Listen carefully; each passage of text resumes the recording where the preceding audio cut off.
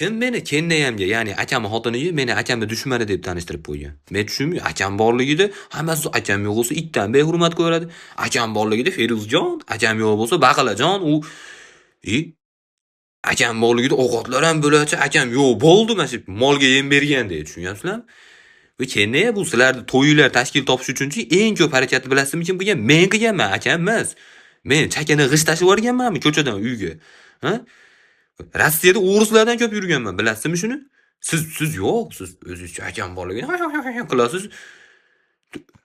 Keyin xolodilnikda 7 ta pomidori bor edi, hammasini yeb qo'ysam bunisi demayman. Siz akam bilan urushib qolsangiz, ajralib ketmasligingiz uchun eng ko'p harakatni men qilaman, chirib ketmasligi uchun. Bilasizmi shuni? Yo'q, bilmaydim. Akam ham, siz ham, to'g'risi oila bilan meni g'ashimga tegishdingda. Akam ham zuhum o'tkazgan paytida.